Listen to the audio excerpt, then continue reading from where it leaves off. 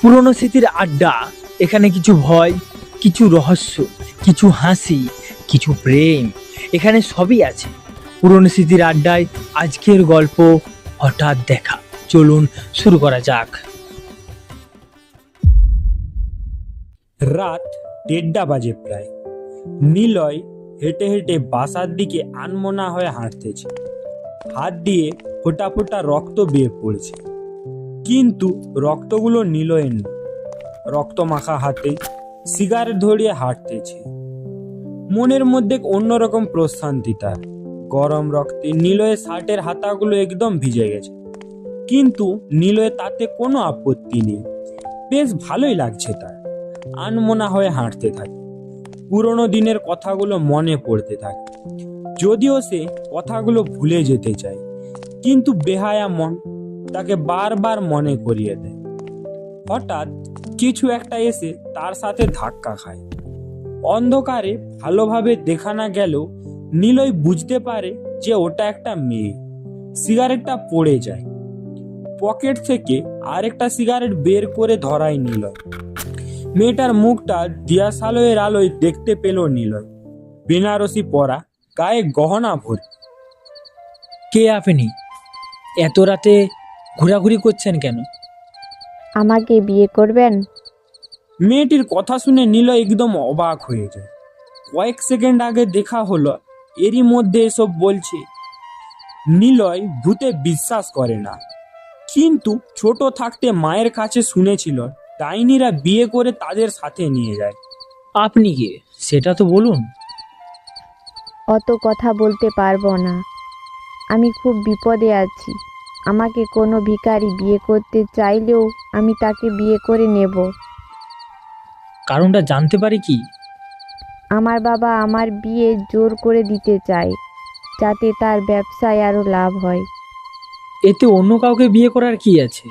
পালিয়ে এসেছেন যখন, কোনো ফ্রেন্ডের বাসায় চলে যান।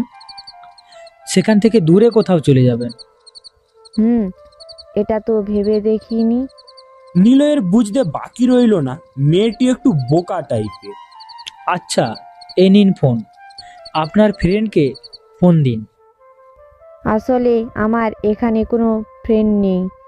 আমি বাইরে ছিলাম, এই প্রথম দেশে এসেছি। আমার পাসপোর্ট সব কিছু বাবা নিয়ে রেখেছে। আবার সেখানে ফিরে যাওয়াও সম্ভব না। মেয়েটাকে নিয়ে কি করবে ভাবতে থাকে নিলয়। একে ছেড়ে দিলে পরের দিন পর্যন্ত বেঁচে থাকবে কিনা সন্দেহ আছে।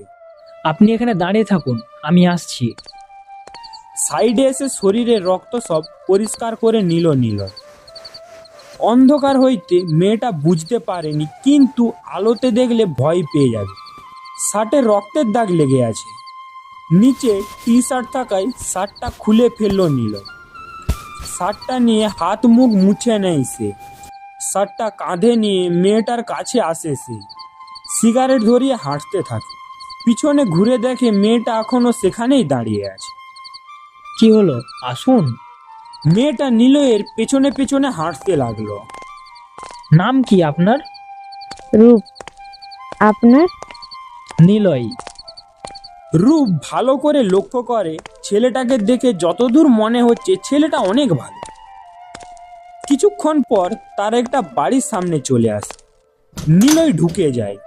রূপ গুটি গুটি পায়ে নিলয়ের পেছনে পেছনে বাড়ির ভেতরে যায়। সোজা গিয়ে ডানে একটা রুম আছে, সেখানে গিয়ে শুয়ে পড়ুন। বাড়িটা বেশ অন্ধকার। রূপ আস্তে আস্তে হাঁটতে হাঁটতে রুমে গিয়ে পৌঁছায়।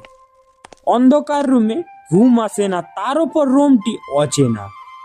আর এই ভারী বেনারসি অসহ্য লাগছে তার। এসব ভাবতে ভাবতে চোখ দিয়ে জল বেয়ে পড়তে লাগলো। এখন আমি কি করব? কি হবে আমার? মা থাকলে হয়তো আজ আমাকে এই দিনটা দেখতে হতো না। মা, আমাকে তোমার কাছে নিয়ে যাও। আমি যে আর পারছি না। এসব ভালো লাগছে না আমার। মনে মনে এসব বলতে থাকে আর ফুপিয়ে ফুপিয়ে কান্না করতে লাগলো রূপ। কান্না করতে করতে ঘুমিয়ে পড়ে রূপ।